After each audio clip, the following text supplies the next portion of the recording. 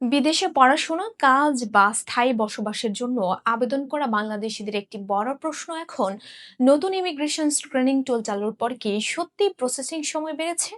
সাম্প্রতিক সময়ে বিভিন্ন দেশ তাদের ভিসা ও ইমিগ্রেশন ব্যবস্থায় নতুন প্রযুক্তি, ডেটা যাচাই পদ্ধতি এবং নিরাপত্তা স্ক্রিনিং যুক্ত করেছে, কিন্তু এর প্রভাব নিয়ে আবেদনকারীদের মধ্যে উদ্বেগ বাড়ছে। ফারজানা মিথিলার প্রতিবেদনে বিস্তারিত। বিশেষজ্ঞরা বলছেন নতুন স্ক্রিনিং টুল চালুর মূল লক্ষ্য ছিল দ্রুত সিদ্ধান্ত দেয়া ও জালিয়াতি কমানো। অনেক দেশ এখন অল ডেটা অ্যানালাইসিস এবং ক্রস চেকিং সিস্টেম ব্যবহার করছে। এই টুলগুলো আবেদনকারীর তথ্য বিভিন্ন ডাটাবেজের সঙ্গে মিলিয়ে দেখে, যেমন ট্রাভেল হিস্টোরি, ফাইন্যান্সিয়াল ডকুমেন্টস, এমনকি অনলাইন অ্যাক্টিভিটিও।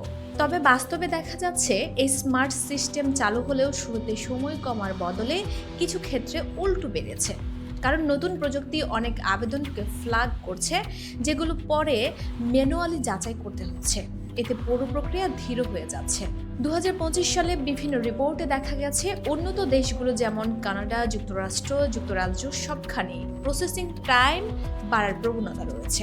উদাহরণ হিসেবে কানাডার কিছু ইমিগ্রেশন ক্যাটাগরিতে অপেক্ষার সময় কয়েক মাস থেকে কয়েক বছর পর্যন্ত বেড়েছে।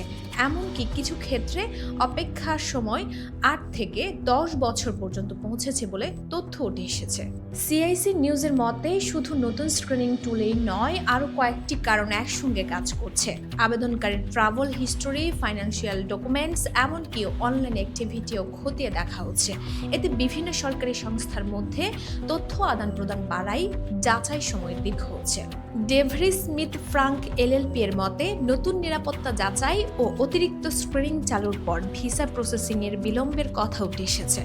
কিছু ক্ষেত্রে আবেদন সংখ্যা বেড়ে যাওয়ার পাশাপাশি কেস নিষ্পত্তির হার কমে যাওয়ায় অপেক্ষার সময় আরও লম্বা হয়েছে। শেপেলস্কি ল এর মতে যুক্তরাজ্যেও প্রায় সব ধরনের ভিসা ক্যাটাগরিতে সময় বেড়েছে বলে জানা গেছে। কাজ, পরিবার, স্টুডেন্ট সব ক্ষেত্রেই আবেদনকারীদের আগের তুলনায় বেশি অপেক্ষা করতে হচ্ছে। বারার অ্যাসোসিয়েটস এর মতে এই প্রক্রিয়ায় সবটাই নেতিবাচক নয়।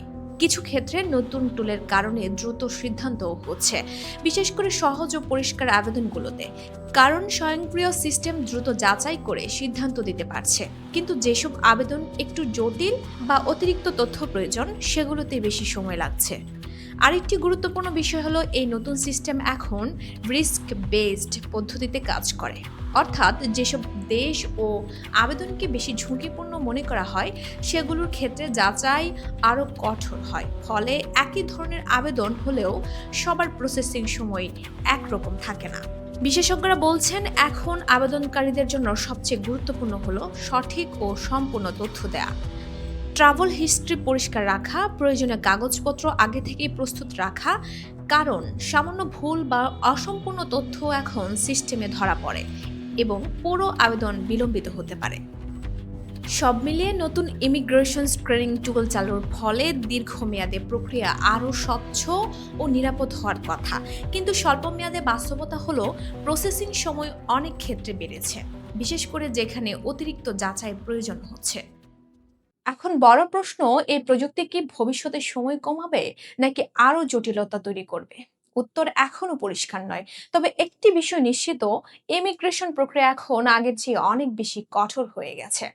Voice of Bangla, international desk.